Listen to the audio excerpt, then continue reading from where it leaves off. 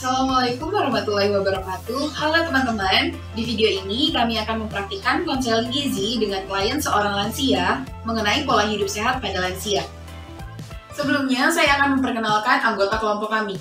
Ada Beatrix Laila dengan NIM 001, Maulidina Putri Azhara dengan NIM 035, Amanda Ramadiani dengan NIM 040, Muhammad Raihan Ramadan dengan NIM 070, dan Arifah Mustika Dewi dengan NIM 072.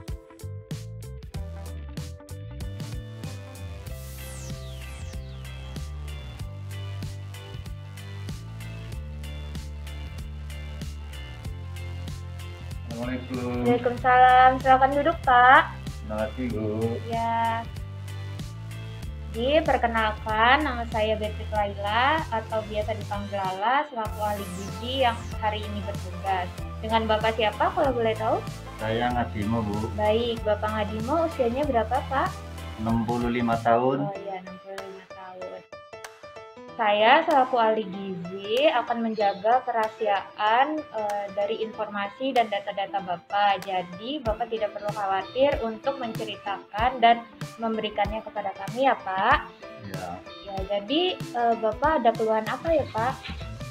Ini, Bu, 2 hari yang lalu kaki dan tangan saya terasa gemetar. Ya, baik. Saya khawatir kalau kolesterol dan asam uratnya tinggi. Makanya saya sudah berusaha ke dokter dan saya juga sudah periksa darah. Oh ya, baik. Oh, bagus ya Pak. Bapak sudah mau memeriksakan kesehatan Bapak ke dokter. Apakah Bapak membawa hasil labnya? Ada, Bu. Iya. Saya lihat ya Pak. Ya, Bu. Ya baik. Kalau di sini kadar kolesterol sama asam uratnya memang cukup tinggi ya Iya. Pak. Sebelumnya saya akan menanyakan beberapa pertanyaan kepada Bapak. Ya. Bapak tinggal di mana Pak kalau boleh tahu? Saya di Jalan Kelapa Muda 7. Oh, Kelapa Muda. Iya, 7. Jakarta Utara. Ya baik. Kalau di rumah tinggal sama siapa Pak? Di rumah ya sama istri saya, sama anak mantu dan cucu, jadi 5 orang. Oh, Satu rumah. berarti masih lengkap ya Pak? Iya. Kalau kesehariannya Bapak ngapain aja Pak?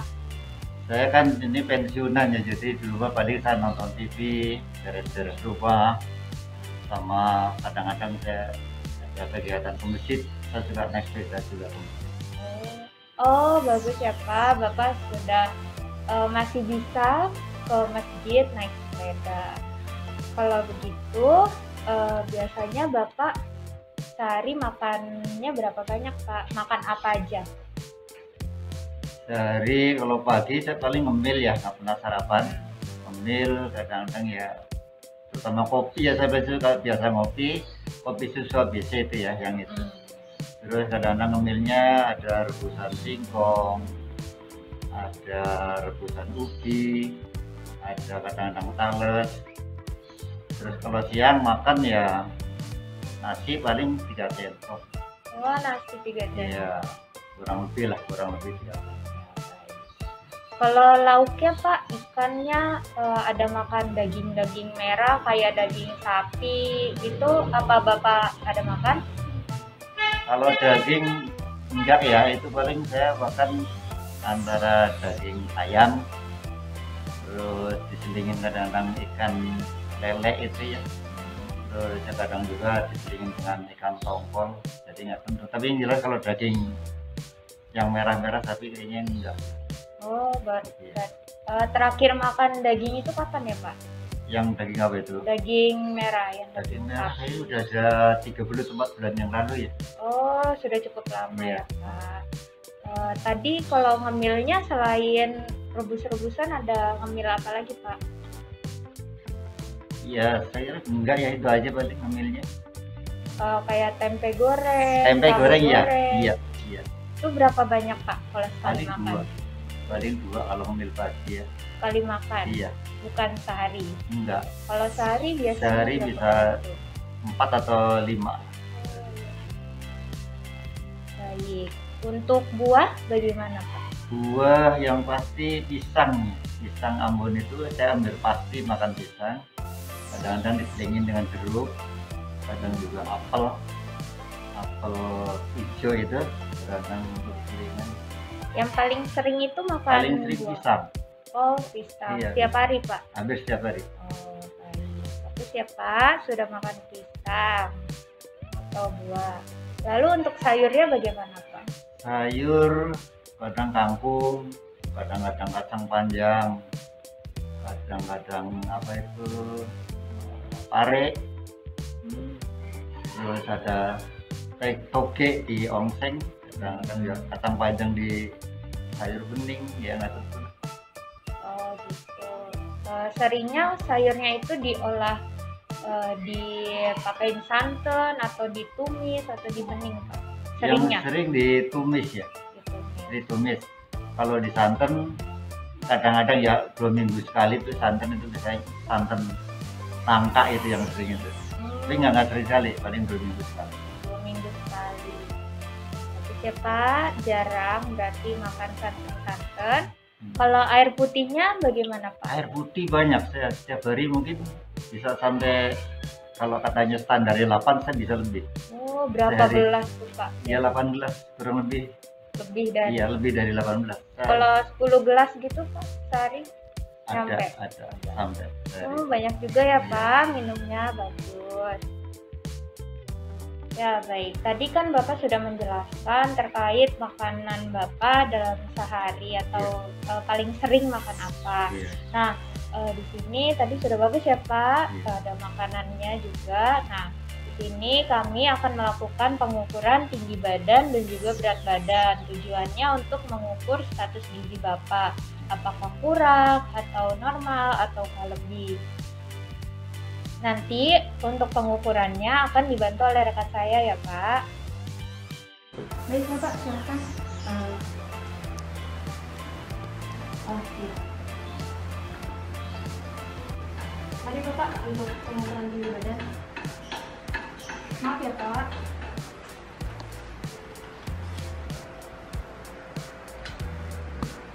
Ya, sudah. Ini sih Bu, Ya, ini hasilnya.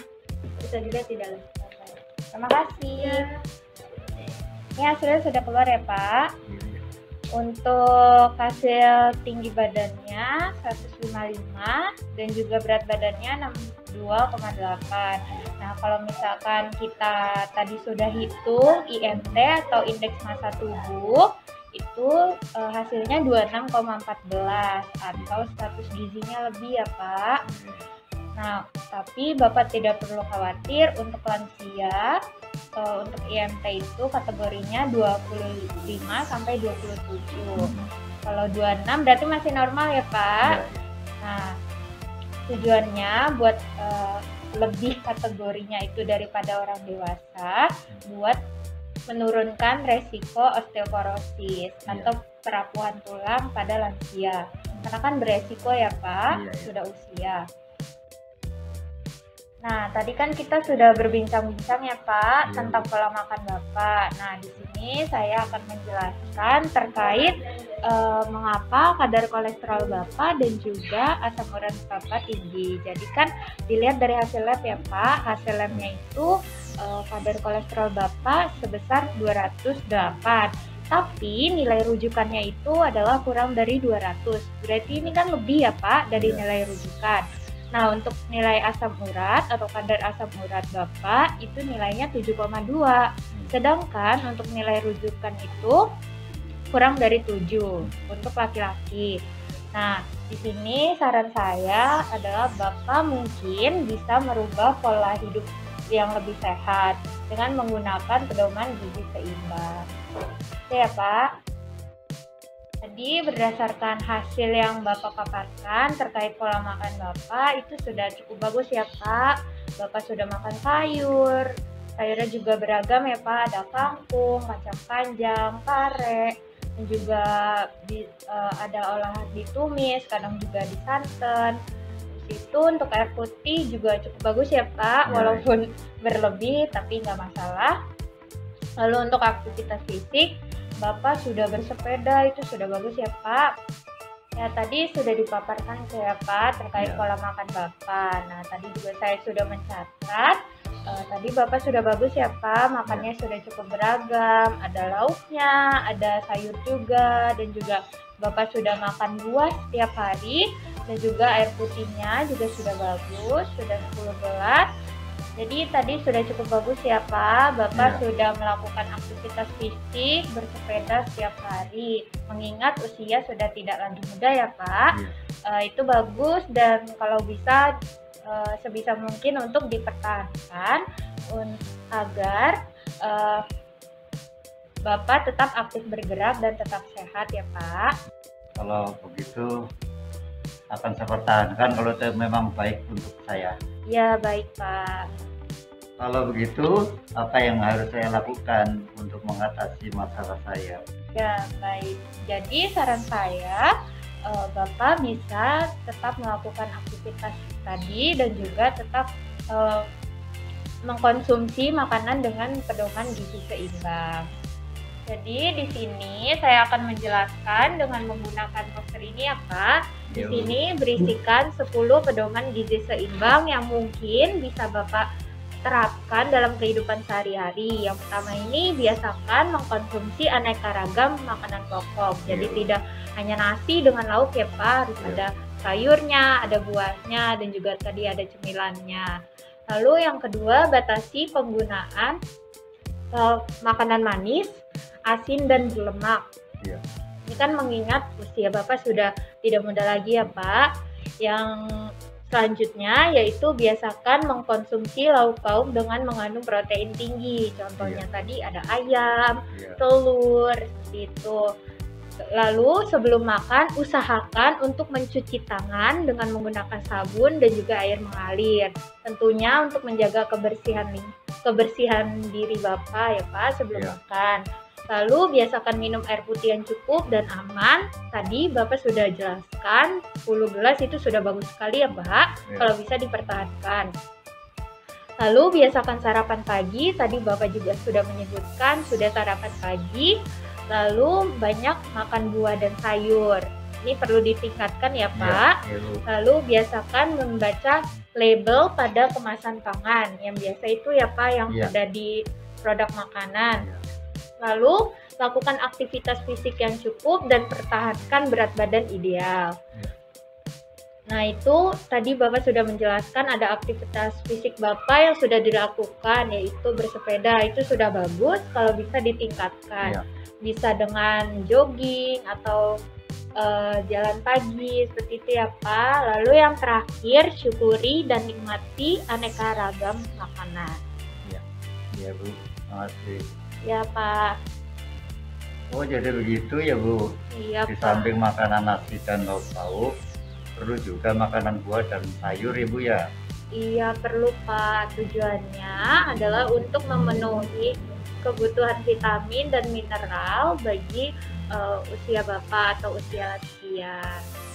Baik, saya lanjutkan ya Pak. Jadi di sini saya ada buku saku terkait pedoman gizi seimbang yang lebih lengkap daripada di poster, yang mungkin bisa Bapak terapkan di kehidupan sehari-hari. Jadi yang pertama itu di sini ada penjelasan terkait pola hidup sehat, khususnya untuk lansia ya Pak. Lalu selanjutnya di sini ada berbagai cara untuk menerapkan pola hidup sehat. Sini ada banyak ya Pak. Lalu yang kedua ada gizi seimbang. Ini bertujuan untuk menjaga kesehatan Bapak agar tetap fit gitu ya Pak. Langsung ada ada pedoman isi piringku yang cocok untuk usia Bapak atau usia lansia. Lalu ini juga ada penjelasannya yang bisa Bapak pelajari nanti. Ini juga ada penjelasan terkait isi piring itu. Jadi di sini ada manfaat apabila Bapak menerapkan pola hidup sehat. Ini beberapa manfaatnya. Lalu di sini juga ada dampak apabila Bapak belum melakukan pola hidup sehat. Lanjut ya Pak. Ya, lalu di sini ada rekomendasi beberapa rekomendasi menu yang mungkin Bapak bisa terapkan untuk makanan sehari Bapak. Ini ya Pak, ada beragam olahan. Lalu di sini ada rekomendasi aktivitas fisik. Tadi kan Bapak sudah menyebutkan sudah bersepeda. Nah, selain bersepeda, Bapak bisa melakukan aktivitas fisik yang lain. Ya Pak, ini ada beberapa aktivitas fisik yang cocok untuk usia Bapak. Di sini juga ada rekomendasinya beberapa. Lalu yang terakhir ada intensitas aktivitas fisik yang bisa Bapak lakukan, dan juga yang terakhir ini bisa Bapak bawa untuk dipelajari di rumah ya Pak. Iya. Untuk mendetailnya. Iya. Baik Bu, terima kasih, ini bukunya, mudah-mudahan nanti bisa saya pelajari biar badan saya tetap sehat. Cuma kan sekarang asam urat saya tinggi Bu, ini gimana caranya untuk biar asam uratnya itu turun itu? Ya baik Pak. Bapak terakhir kali makan jeroan itu kapan ya Pak? Saya nggak pernah makan jeroan. Oh bagus ya Pak. Kalau riwayat keluarga, apakah ada yang terkena asam urat tinggi atau kolesterol? Riwayat keluarga kayaknya nggak ada juga. Oh ya, baik Pak. Berarti kemungkinan asam urat Bapak tinggi disebabkan oleh kolesterol yang tinggi juga. Nah, saran dari saya, tadi kan Bapak setiap hari meminum kopi ya Pak di pagi hari. Kalau bisa dikurangi. Bapak juga tetap boleh meminum kopi, tapi kalau bisa dikurangi dan juga diganti ya Pak kalau bisa dengan susu atau minuman bersereal. Lalu tadi Bapak sudah menyebutkan meminum 10 gelas air dalam sehari, itu sudah sangat bagus ya Pak. Kalau bisa dipertahankan. Iya. Semua saran Ibu akan saya laksanakan biar saya tetap sehat. Ya baik Pak. Jadi nanti apabila diberikan obat pereda dari dokter, kalau bisa diminum ya Pak. Ya Bu, akan saya laksanakan apa saran Ibu. Ya baik. Di sini saya akan mencatat komitmen Bapak dan nanti kita akan melakukan pemantauan selama 1 bulan. Dan juga ada evaluasi ya Pak, apakah saran saya bisa dilakukan secara maksimal oleh Bapak atau tidak.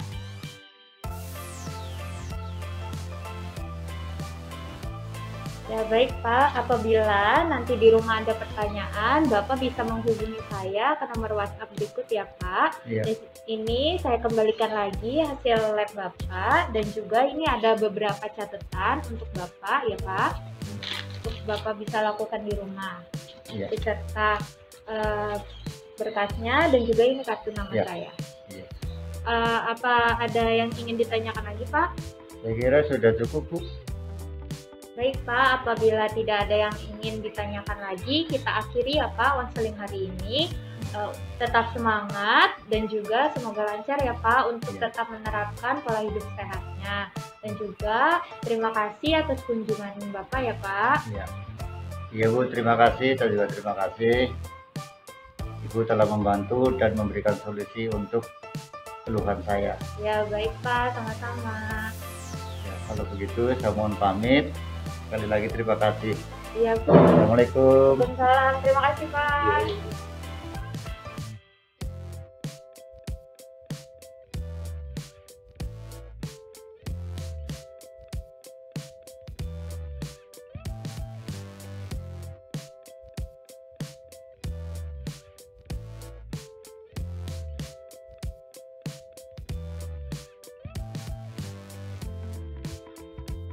Oke, sekian video dari kami. Terima kasih sudah menonton. Semoga bermanfaat. Wassalamualaikum warahmatullahi wabarakatuh.